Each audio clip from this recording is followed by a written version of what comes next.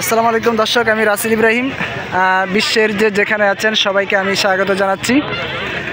আমি এখন এই মুহূর্তে চাঁদপুর জেলার ফরিদগঞ্জ উপজেলার ইসলামপুর গ্রামে আছি। আপনারা দেখতে পাচ্ছেন একটি সাদা লাল রঙের ব্রিজ ধারণা করা হয়ে থাকে। এটি চাঁদপুর জেলার মধ্যে সবচেয়ে দীর্ঘতম ব্রিজ। ব্রিজটা সোজাসুজি নয়, অনেকটা বাঁকা আঁকা বাঁকা। আমি আমার চাচা আরিফ কাকা, খলিল কাকা এবং একজন মেহমান সহ এখানে ঘোরার জন্য এসেছি। আপনারা দেখতে পাচ্ছেন আজকে ঈদের দিন উপজেলার বিভিন্ন প্রান্ত থেকে এবং জেলার বিভিন্ন প্রান্ত থেকে দর্শনার্থীরা এসেছেন টাইম পাস করার জন্য। ব্রিজের দুই পাশে রয়েছে দোকানপাট, চটপটি, হালিম, আচার, যে যা ইচ্ছা খাচ্ছে। অনেকে ছবি তুলছেন, সেলফি তুলছেন। পাশাপাশি নিচে একটা নদী আছে, সবুজের বুক চিরে এই আঁকা বাঁকা এই নদী অতিক্রম করেছে। দেখা যাচ্ছে অনেকেই নৌকা বাইছে নিচে। আপনারা চাইলে আসতে পারেন এবং কিছুটা সময় এখানে পাস করতে পারেন। আশা করি যে নির্মল পরিবেশ সেটা ভালো লাগবে এবং নদীর দুপাশে থাকা সবুজের সমারোহ দেখে আপনি নিশ্চয়ই আপনার চোখে মুগ্ধতা ছড়িয়ে দেবে।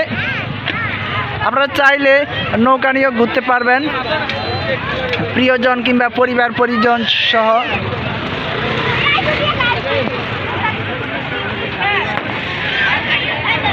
দর্শক, আপনারা দেখতে পাচ্ছেন সারি সারি দোকান ব্রিজের দুপাশে এবং এটা অনেকটা সাদা এবং লাল, ঠিক এরকম একটা ব্রিজ রয়েছে কক্সবাজার, সম্ভবত খুরুশকুল ব্রিজ। সেটিও সাদা এবং লাল কালারের, এইটুকুই সেটার সাথে মিল রয়েছে। আজকে এখানে প্রচণ্ড ভিড় আপনারা দেখতে পাচ্ছেন। আরিফ কাকা, কেমন লাগে এখানে এসে? খুব ভালো, খুব ভালো চাচা, কিন্তু আমি একা আইছি চাচা, চাচি আসে নাই না? না চাচা। আচ্ছা, আমার কাকা অনেকটা শোকাহত, কাকি আজকে এখানে আসেননি ওনার সাথে।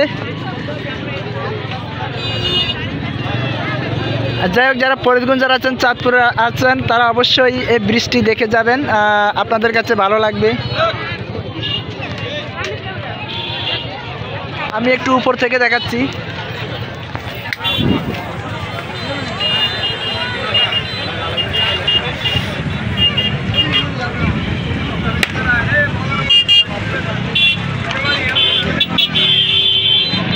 তাছাড়া এটি খুব সম্ভবত চাঁদপুরের মধ্যে সবচেয়ে উঁচু ব্রিজ হবে, কারণ আপনারা লক্ষ্য করে দেখতে পারেন গাছ বৃষ্টি স্পর্শ করেছে।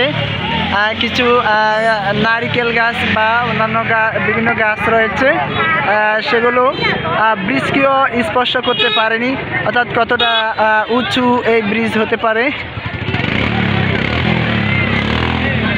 আজকে ঈদের দিন, এর জন্য প্রচুর ভিড়। অন্যান্য দিন হয়তো মানুষের যাতায়াত কম থাকে, বিশেষ করে ছুটির দিনগুলোতেই বা বন্ধের দিনগুলোতেই মানুষ বেশি থাকে।